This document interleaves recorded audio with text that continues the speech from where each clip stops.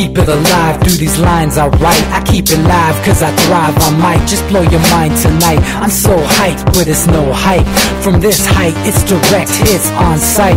I'm your type, lend me your ears to show you that there's something in me. I'm not giving up, I'm standing right here, holding these days hostage. And I'll make this my year. We turning fear into love, and the love's in the air. I love doing this cause nothing compares. Nothing can share that same type of feeling when you feeling them flares. They can't catch it, it's havoc. I rip to a tear, switch a scenario. My stereos, I leave them impaired. Variables start to change and they're all in my range. I just gotta grab it, it's all mathematics. Every step is drastic, I make it fantastic. I'm trying to take your breath away. Asthmatic. This is live through the stereo. Go and let it blow, blow through the stereo. I'ma let them know through the stereo. Yo, here we go through the stereo, stereo. This is live through the stereo.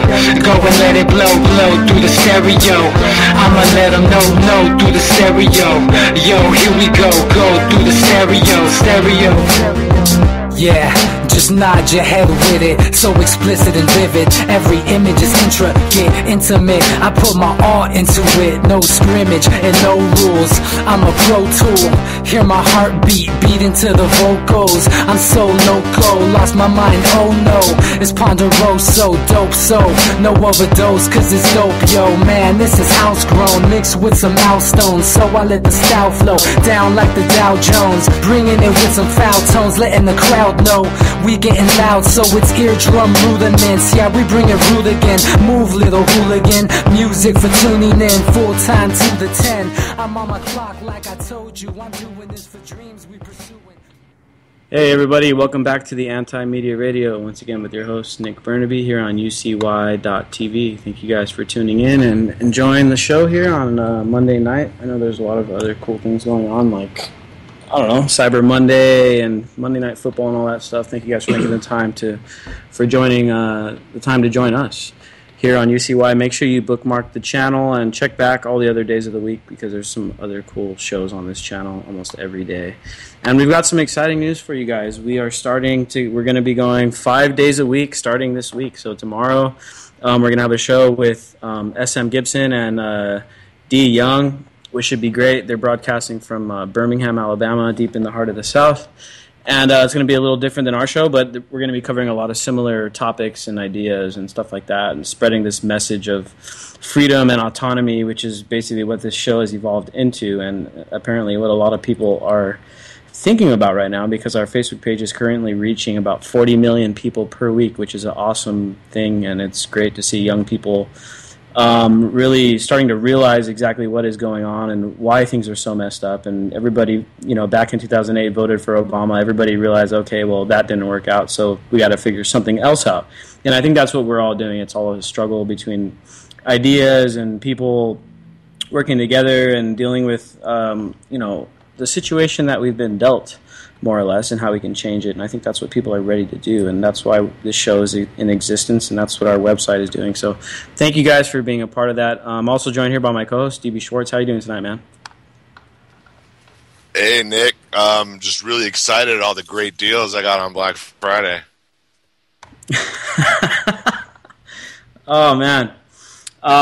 Yeah, there was some crazy madness going on a Black Friday. Once again, people going apeshit over cheap crap made in China, spending their Federal Reserve notes like good citizens.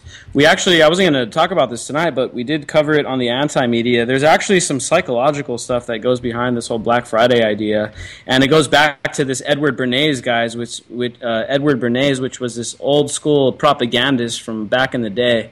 And he basically is one of the guys that laid a lot of the framework for getting us into a lot of wars. He helped in getting people hooked on cigarettes, and the Nazis picked up his research and used that to subjugate the German people, and then, of course, we know what happened after that.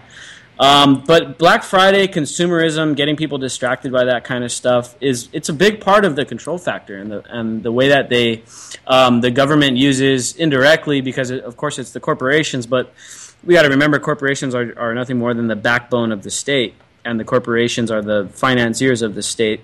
So this is a way for them to keep us not only poor but also distracted. And it's ironic because it's kind of like the lottery. You know how when they did research and found out that the vast majority of lottery purchasers were people in poverty.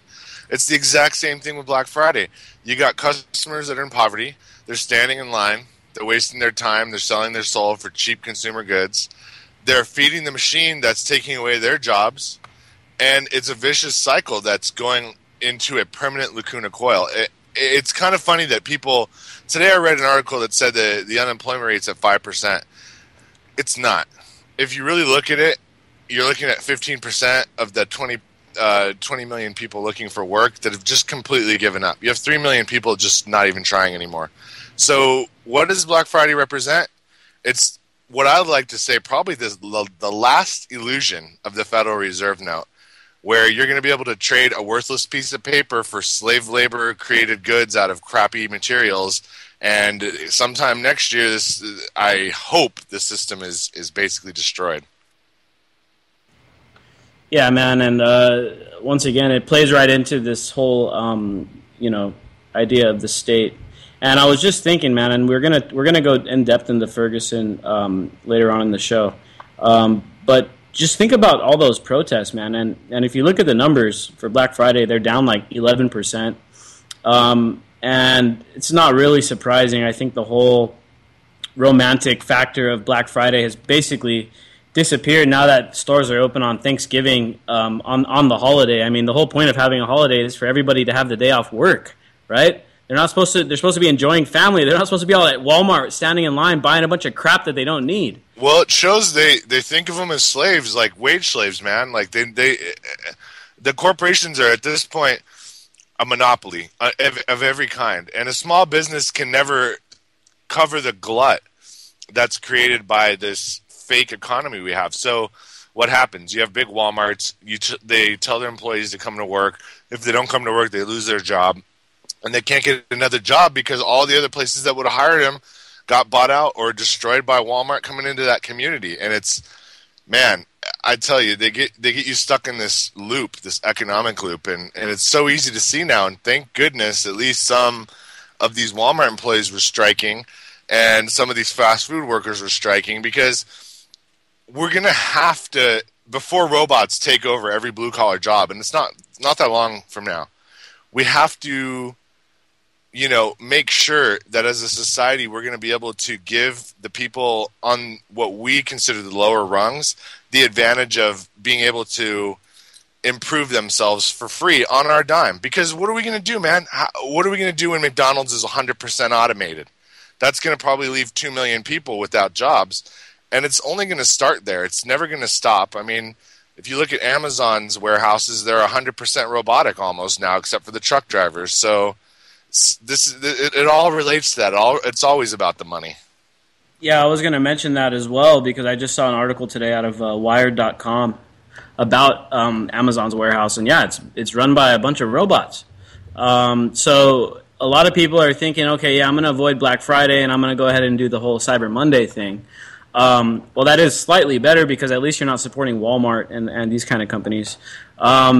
It's still basically the same thing. You're still buying from Amazon and places like that are using this fully automated system, this robotic system. And I have nothing against that in theory, because that is, in theory it'll free up a bunch of people from manual labor and allow them to do a bunch of other cool things and be creative or put their mind or follow their true passions, and then you have robots take care of the menial labor and stuff like that. That's would be great if that's how it worked out. Unfortunately for us, that isn't the utopia that we're heading towards. We're heading towards this corporate monopolistic utopia where the state is the enforcement. All these cops, these militarized police are the enforcement units for these corporations, more or less, that are going to be completely in control of all the robotic labor. And the power of the worker, which once existed where workers could go on strike, just like they did on Black Friday, which, believe me, I believe that has an effect on this 11% drop, that and the protesters. And then among that, the other thing is that people are just tired of shopping on and they're broke.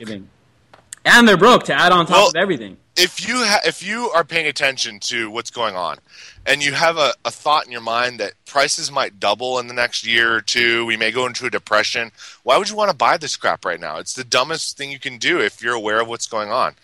And I just wanted to bring up an Arthur C. Clarke quote, which the goal of the future is full unemployment so we can play, and that it's got to be that way, or it's war. You have to understand, we either need to have 100% unemployment or war, because that's the difference. The difference is one is sustainable, and we don't fight over crap because we're going to all share it, and the other one is I'm better than you, fuck you, war. And that's where it goes.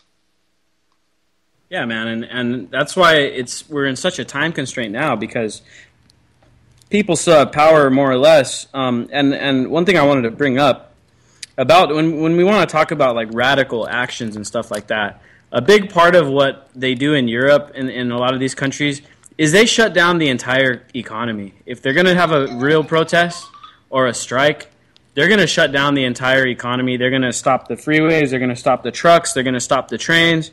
And I mean, these idiots, the corporate masterminds behind Black Friday and Cyber Monday and all this stuff, they've made one big mistake, man, and they've set only a few days as the big target, where if we were able to shut down Black Friday completely, or we're able to shut down Cyber Monday completely, I mean, that would be a complete disruption to the economy. It would put them in the red, right? Yeah, and like I was saying before, the corporations, I know a lot of people out there are like, oh, corporations are okay and all that stuff. But you got to keep in mind, corporation is an extension of the government. The government is an extension of a corporation. By definition, anytime you create a corporation, you're getting welfare protection from the government. You know, so these are two entities that go hand in hand. Without government, there would be no such thing as a corporation. And they're both conspiracies. One's for control of the people, and one's for profit. And of course they're hand in hand. A conspiracy is just a small group of people making plans that other people aren't privy to. There's nothing insane about it. There's nothing satanic about it. It's just there's some businessmen that are good at ripping off people, and there's some dudes that push paper that are good at tricking all the morons into thinking that they're just desserts. And it's just not the case. If there was one good thing about what happened from this Black Friday, it made me realize I think people are kind of just over it, man. I mean, I haven't seen anybody real excited about it at all, and I haven't seen anybody really buying a lot of things. And maybe they can, maybe they can't. But I think the thing is that people realize every time I do this, I put myself in a worse position. It's getting harder and harder every year, and I'm buying into this machine, and I'm allowing the cogs to turn and make my life pretty much less than it was the year before. I think people are starting to get that, and it's really it is tied in to the economy. Everything's tied into the economy because money is really the only thing that moves. It's the only thing that moves people and products. So that's really the only thing you need to pay attention to. Yeah, man, and the whole culture is driven by a profit motive. If not profit, just a simple fact of you don't want to get fined for not doing what you're supposed to do. And like this is the whole idea behind Obamacare. People aren't flocking to Obamacare to sign up because it's an awesome.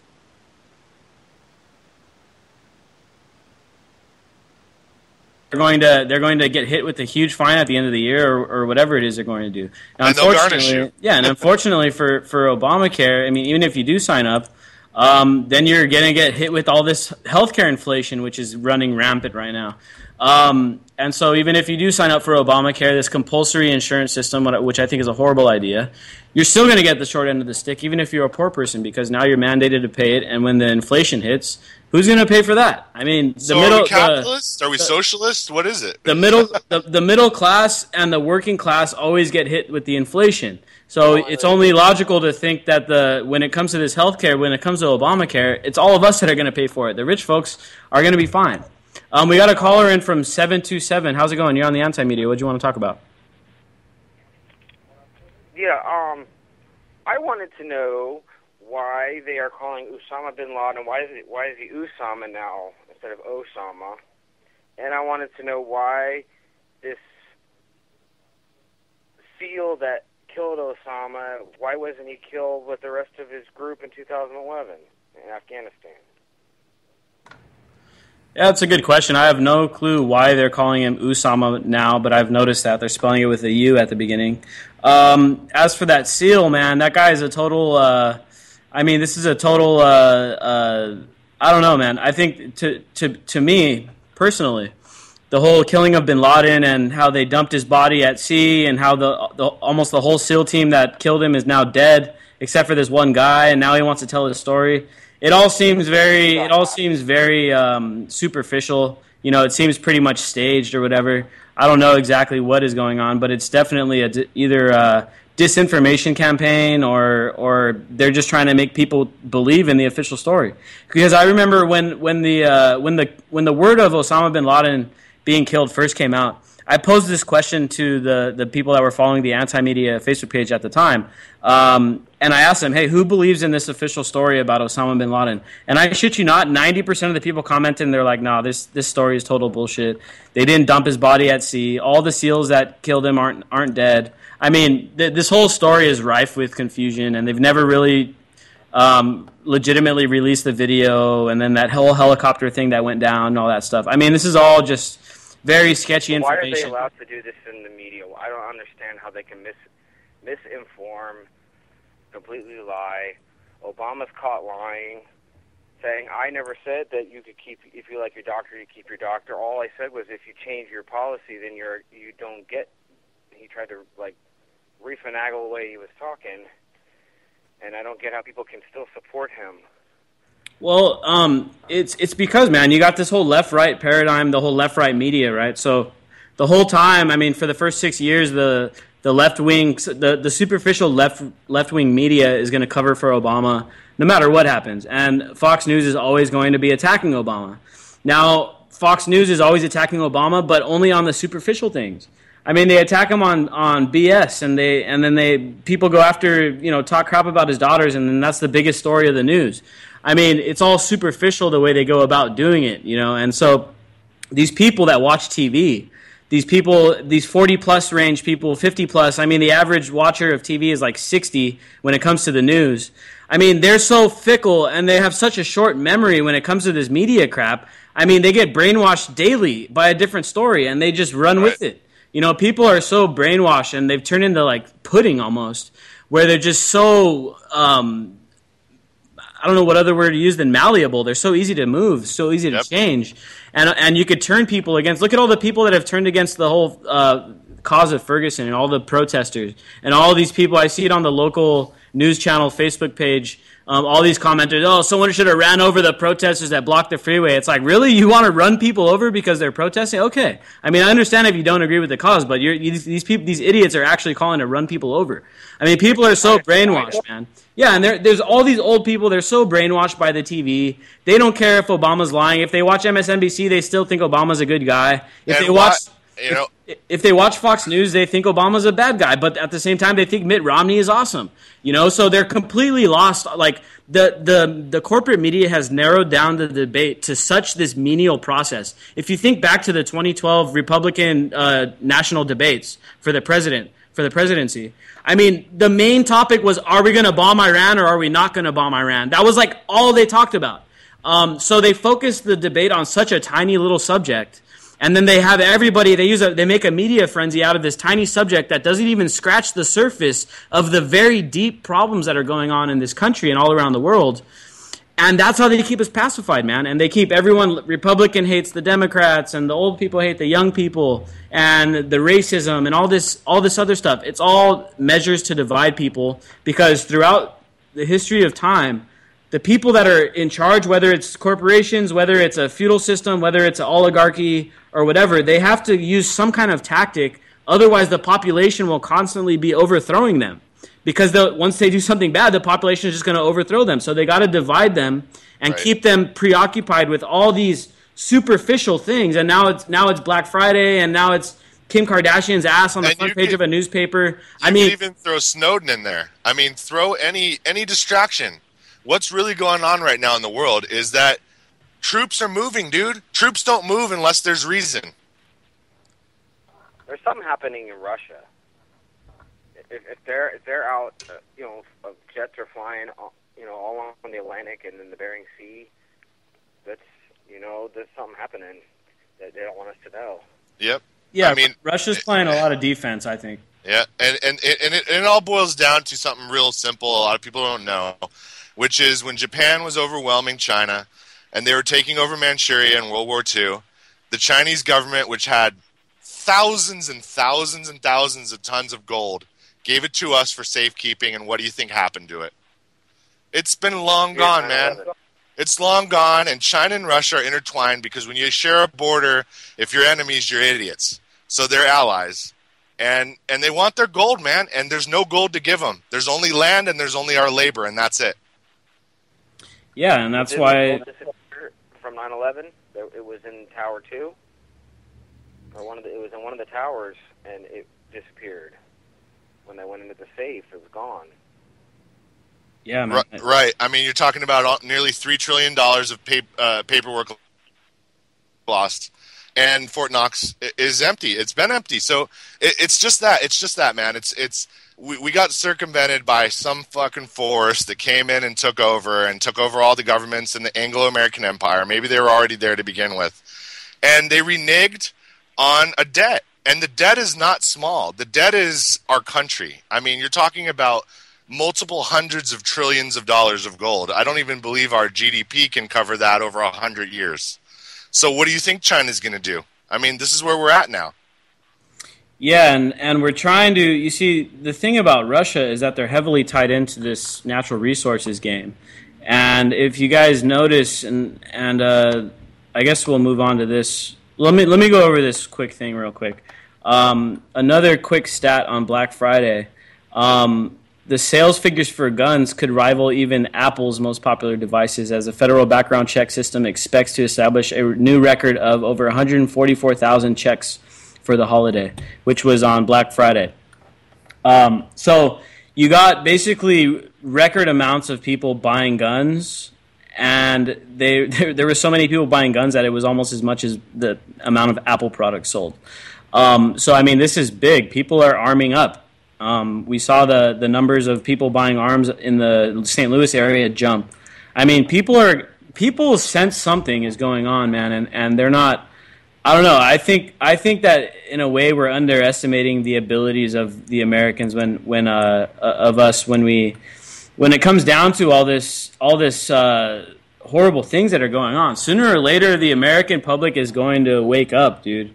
And it's like that. It was like that old Japanese quote, supposedly, when they bombed Pearl Harbor, and the guy told them that they just awakened a sleeping giant. I mean, I talked to a Afghani parliamentarian, this woman named Malala Joya. She survived like 6 assassination attempts, and she told us in a private interview that there are 2 superpowers.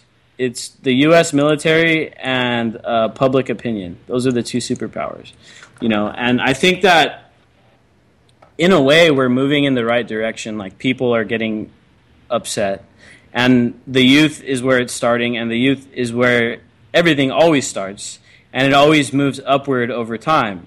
So it's only a matter of time before the older folks, our parents, many of our parents are probably already on board with a lot of the ideas that we talk about, but before like the mainstream people get it, it has to go through the youth first, and this is where it has to be refined and broken down, and we need to break down these ideas of transparency so that we don't have to worry about things like Osama bin Laden, where there's just so much secrecy, and who knows the official story. I mean, we all know that the official story about him being dumped in the ocean and all the SEALs dying, I mean, of course that reeks of total BS.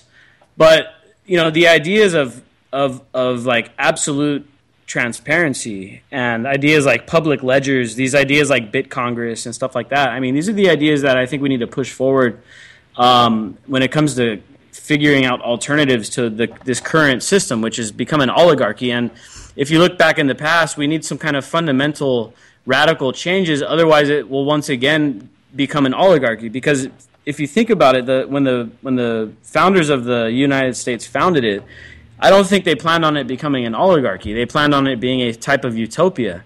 But unfortunately, every revolution, almost every constitution, look at any country in the world, almost all of them have constitutions, and they're all almost all of them are failing. So there needs to be some kind of fundamental changes when it comes to the way that we think about government. I don't think we can do this bureaucratized, centrally planned government stuff anymore, because throughout history it's been a total failure. So we need to implement these new ideas, these new autonomous ideas. And enforce them with autonomous drones that are ethical. and community bubbles that attach to like larger organizations and stuff like that. Where where you keep all the governance to any area locally confined, man. Like you don't want one territory like Washington D.C., which is a little tiny slice of the country. You don't want that single territory telling every single other state what to do.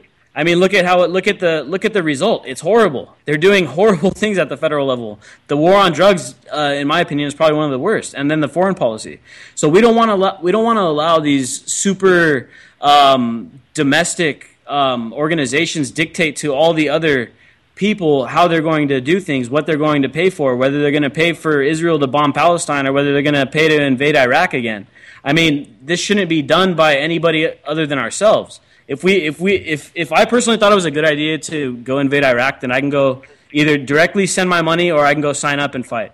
That's how it should be. We shouldn't have these state organizations controlling all of the money of other people. That's an immoral thing to do, to tell other people how to spend their money. That's completely wrong.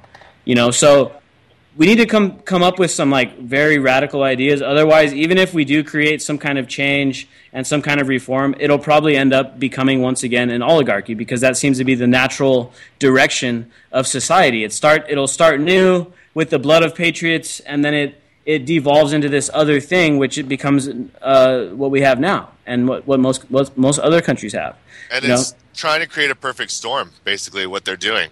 They're trying to create a perfect storm, weeding out people that are going to be dissidents, bringing in a bunch of people, giving them basically free reign all across our country and really destroying our security. And if somebody really wanted to come in here, where's our military? They're overseas. So we're a sitting duck. Yeah, now this whole thing, what we were originally talking about here was what's going on with Russia. And we can't forget about this whole Ukrainian situation and what's going on there. Ukraine is in an awful situation. Now, keep in mind that Ukraine's economy was already about to default before all of this stuff kicked off. And in fact, that's part of the reason why this stuff kicked off. Because I think that if they wanted to get bailed out for the default, then they had to have regime change and kick out the Russian guy, the Russian-backed prime minister. And now what you have is a Western power grab via basically NATO, where NATO is trying to envelop the entire western half of Ukraine and the whole country. But Russia is defending the east end, Russian-backed rebels and all this stuff. But it's all tied into this energy game, and it's also all tied into why the gas prices are dropping, because obviously they're trying to strangle Russia with the gas prices. That's partially how they helped bring down the USSR back in the 90s.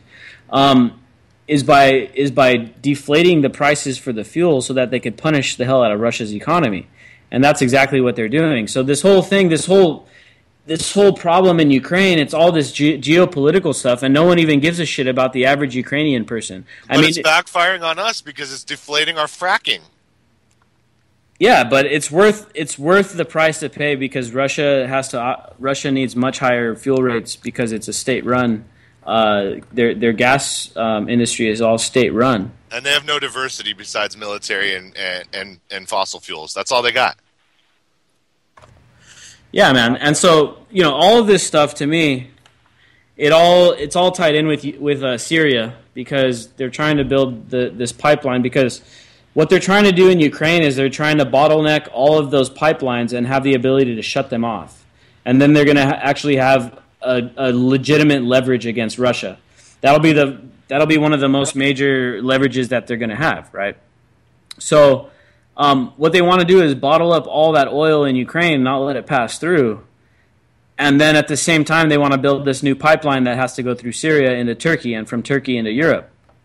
And this is the whole plan. And this is why, so not only is Ukraine part of this geopolitical basically manufactured civil war situation. Now, don't get me wrong. Of course, the people there are like absolutely fed up with the government, and they want change too. But unfortunately for them and us, every time a country like Ukraine or Syria or Egypt or Libya wants to have a revolution, well, the U.S. goes in and works its magic via the CIA and is somehow able to back these people in exchange for setting up certain things, many of which are to help corporations, to help oil companies and contracting companies and Halliburton, companies like that. I mean, that's what a lot of this stuff does. I mean, it's completely cronyism, crony military capitalism, man. It's the worst kind. And that's the hand that we're sitting on right now as Americans, dude. We are partially responsible for a lot of the bloodshed going on. Think about Libya.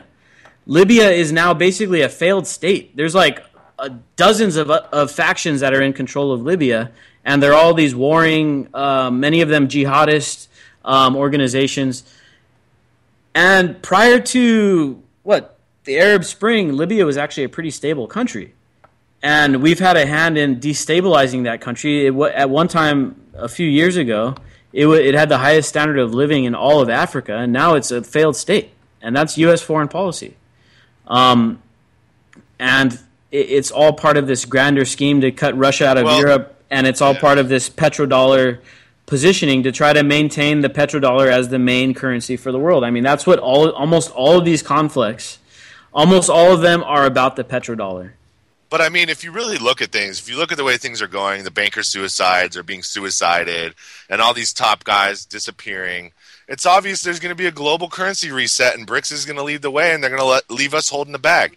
And I think even the Pentagon knows that, man. There's risks right now going on at the upper levels, and that's why we're seeing so much activity. The thing is, the global elites don't have a country, and they don't have a nationality. They don't even have a language, man. They just know the language of money. Yeah, and if you're right about the dollar, and let's face it, eventually the dollar does have to come down because it's just war after war, and when the people are finally like very, very tired of it, I don't know when that's going to come. I thought a year and a half ago we were completely tired of it because we were able to stop the initial, invasion of Syria and the overthrowing of Assad. Thankfully, because look at what happened to Libya. With the same exact situation would probably have happened in Syria. But I thought they were tired of it, but I guess they're not. But sooner or later, the American people are going to be tired of paying for this. They're going to be tired of the people dying. It's turning into a drone war now, which is the thing that's very concerning because pretty soon, you know how Obama keeps saying, "Oh yeah, there's not going to be any boots on the ground, no boots on the ground, no boots on the ground." Think of the rhetoric over and over and over. So for sure there is. There's a reason, but no, there's a reason for Obama not saying no boots on the ground. Everyone hears no boots on the ground. Everyone's like, oh, okay, well, all right, I guess that's not too bad. But here's the thing, man. In the future, there aren't going to be ever any boots on the ground because it's going to be completely drone warfare, which is even more cowardly. Going into third world countries, completely drone. Not even a human being that's going to kill anybody. It's going to be a freaking machine. So you can't use those cowardly tactics in an actual war. It's only going to work in a conflict against, let's face it, third world states, man. You can never use that stuff against Russia, China, or probably even Iran because they'll hack it out of the air. And they've already proven that they can. Even a country like Iran can hack one of our drones. Whether or not that was an insider letting it happen, I don't know. But I mean, it's obvious theater. It's obvious theater to me. What I'm worried about now, and what I think everybody is worried about now, is how do we get rid of these people, these parasites, that continue to allow this cycle of war, endless war. That's all they do because they think it's their God-given right to be able to, stabilize the planet through war and population control. And honestly, we need to spread off of this rock. Yeah, man. Sooner or later, I mean, if we're able to accomplish peace and end all this horrible injustice and manipulation that's going on, it's very imperialistic. I mean, it resembles to me the old Roman Empire and all that stuff, what the U.S. and other Western powers have been doing, and then Russia is always that one counterbalance to the whole situation.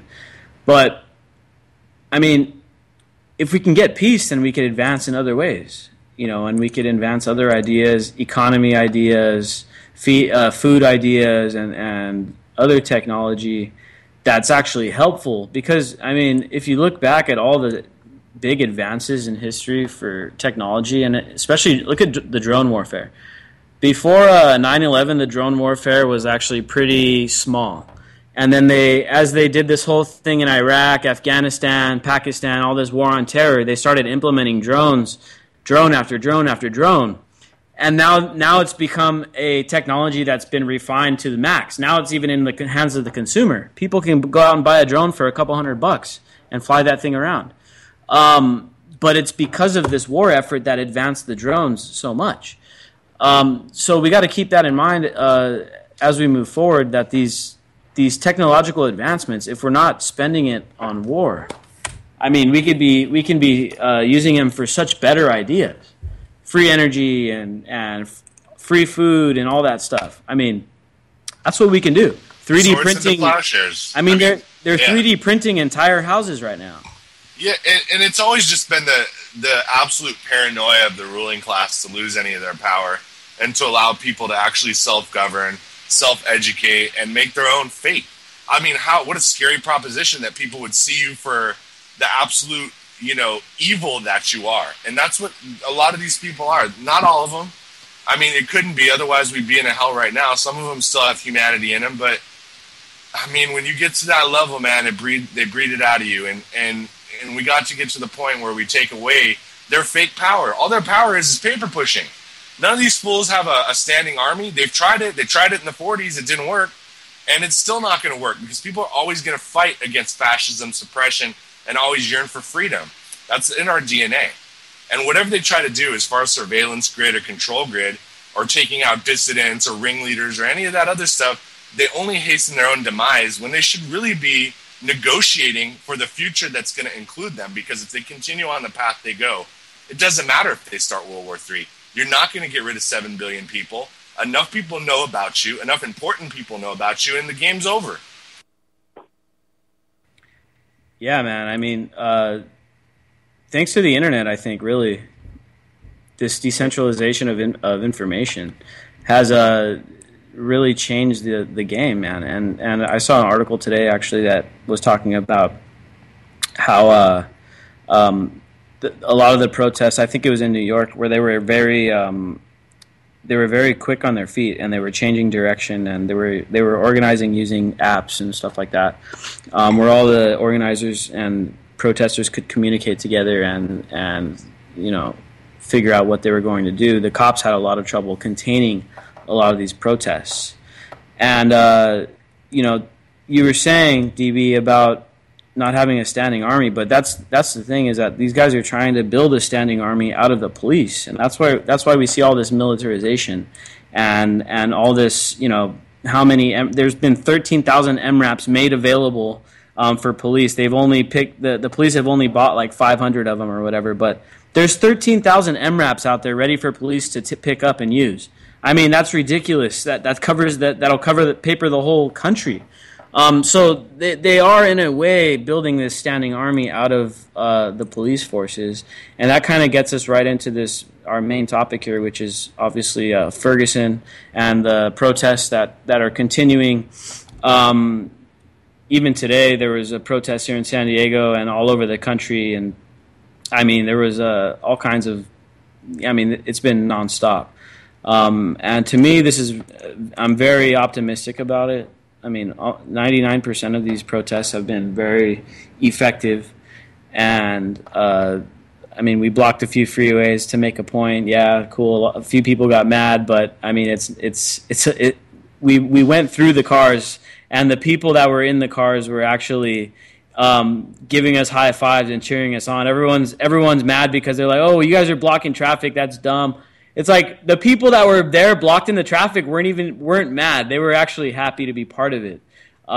So don't let that's one thing where the corporate media likes to spin this thing, is they want to tell everybody what they're thinking. They're trying to tell you what you're already thinking. And we can't let them do that. That's where we have to resist, man. We can't let the media tell us what to think or what we're thinking. Their narrative is contrived, man. It's funded by, honestly, let's be honest. When a Fortune 500 company says that it's profitable, it's really not. They're hiding everything offshore. Any kind of losses get thrown on to shareholders, or they get hours cut for their employees, or they automate. And so we have a completely false dichotomy that's unbelievably funded by actual labor. And it's this massive slug of I hate to use the word, but it's just this massive leech of a parasite on top of 300 million people. and there's no end in sight. Now, they're trying so hard to get us to fight each other because they see that we're pretty much waking up at this point. I mean, even if we don't know what to do about it yet and we're kind of scared about taking that next step, which is pretty much booting them out and violence, we're on top of it. Most people like you said, under 40, if they're not watching the news, they already know what's going on. Yeah, man, and I think as we move forward with these ideas, we need to look to Mexico for a template and a model for what many of us are talking about with these autonomous regions and these areas where they've kicked out the government and the corporate and the cartels, and they've repatriated all the land back to the people that live there and all that stuff. I mean, we've talked about this before. The government has 650 million acres. That's enough for 2 acres or more for each person. And a lot of people wouldn't even need any land because, I mean, it would be so much that we wouldn't even know what to do with it. And that's what a lot of these guys in Mexico, I think, are doing. And they're just completely tired of the corruption because down there it's a lot more in your face. I mean, it's right out in the open. You can see it happening. And here in the U.S., all of the corruption is hidden, but the police are like the face of the entire state because we don't get to see any politicians. We don't get to see any of these bureaucrats. We don't see any of these CEOs. The only people that we see on a daily basis are the cops, and they have become the face of the state, of the tyrannical state. And that's why so many people are so pissed off at the cops. And you got to think, man, they really should be our brothers in blue. I mean, it's silly to say it, but why? Why do we fight people that are, sharing citizenship with us in this country and supposedly grow up in this culture? Why do they feel the need to oppress people? Well, it's the whole brainwashing thing, man. I can't remember if it was McKenna that said it, but he said culture's a trap. Culture's how they kind of trick you into going along with societal norms or expected practices. And you know what? We've been desensitized over a long period of time, over the last 20 years. Look at what the Rodney King beating did. Look at what this guy's death did. It didn't start a nationwide thing as much as we'd like, but what it did was it got people that were already politically conscious organized. And so they shut a freeway down and made people think about it, made them late for their slave labor job. Yeah, that's an obvious, awful thing to do for a second, but in the long run, will it work out? I don't know. The only way we're going to affect change, though, is awakening more people than not. Because once we hit some kind of a critical mass of percentage, there ain't no stopping it. It's just going to become a best practice, a societal norm. And that's what we're starting to see. I mean, how many people believe the official 9/11 Commission report? 5%? What was it in 2001? 80%? I mean, the data's shifting, and it really is. And they're pulling out all the stops. This last thing, if they were trying to make some kind of racial division for some kind of a martial law test or clampdown, it didn't work. People aren't going to play this game anymore. And honestly, we're starting to see what they're doing. They're trying to get us to fight each other so that we will not come together and get rid of them. Can I just chime in on the whole, you're saying they should be friends, there's the boys in blue, which is totally true. And I know quite a few officers that, a lot of them just left their departments and they actually hate their own departments for a lot of the stuff they're doing.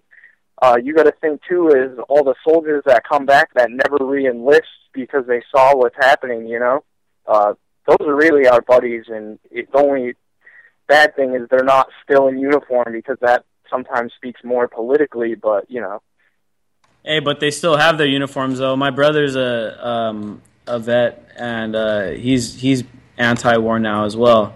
And he's still got his uniform, and he could still wear it if he wants to, man. So, I mean, you're right, though. We talked about that with Justin King. What was that? That was on our last show, right, DB?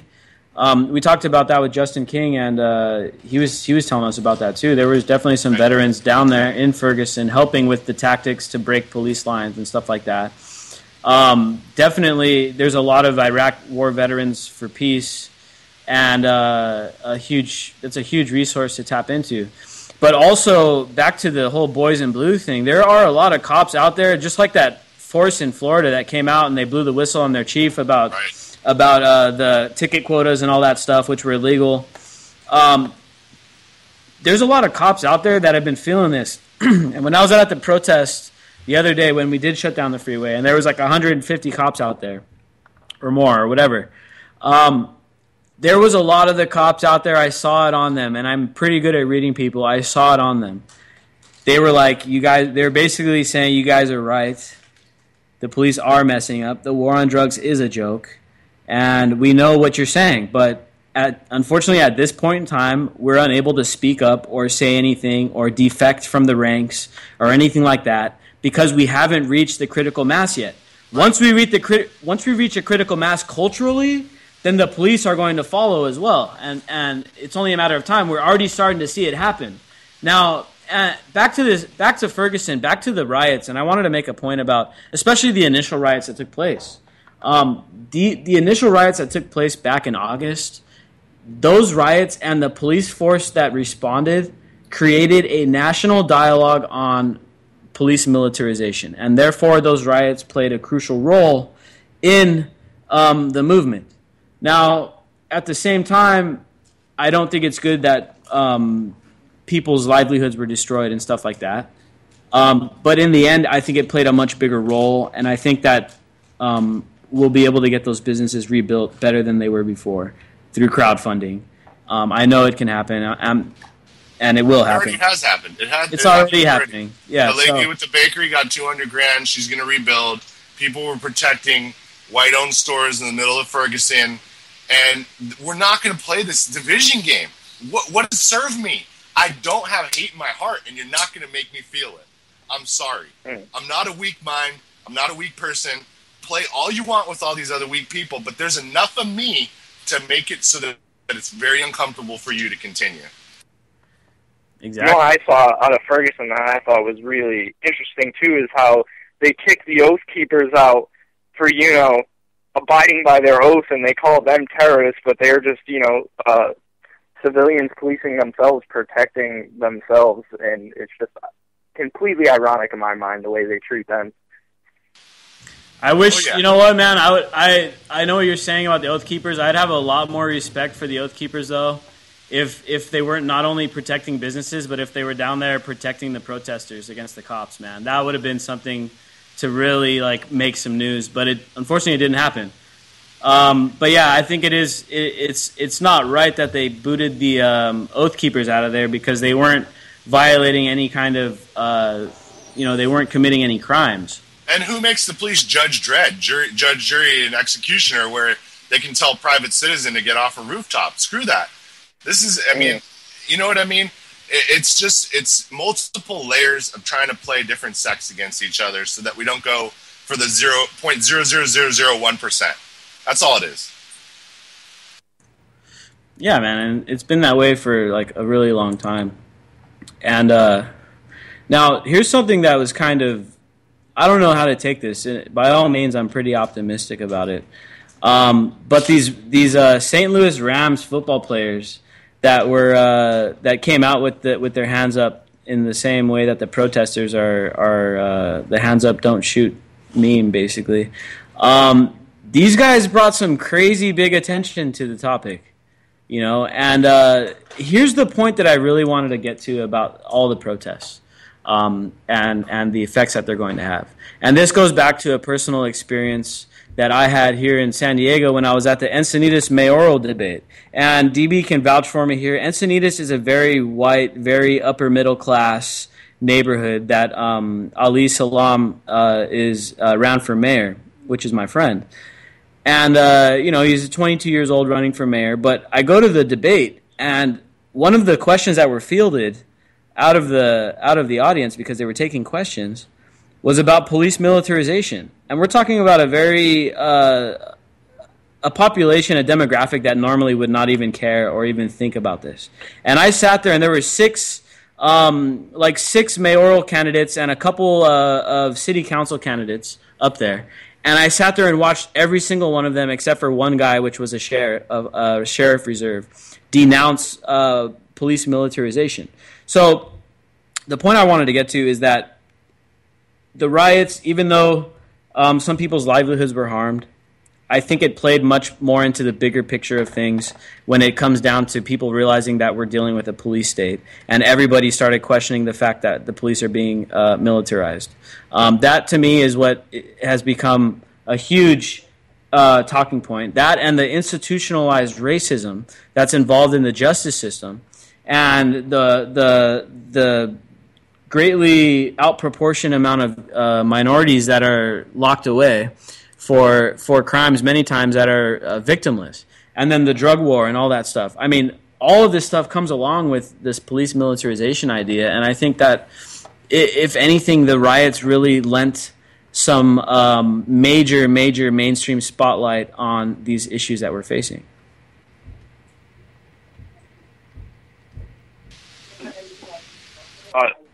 You also said earlier about how they were selling, it was 3 background checks a second for firearms, too. And just to elaborate on that a little, it really just brings down, as you were saying, we don't know how, but you can tell fundamentally Americans, by buying all those firearms, know that their security is at risk and they don't know who to trust. And the government's definitely prime example number 1 that they don't.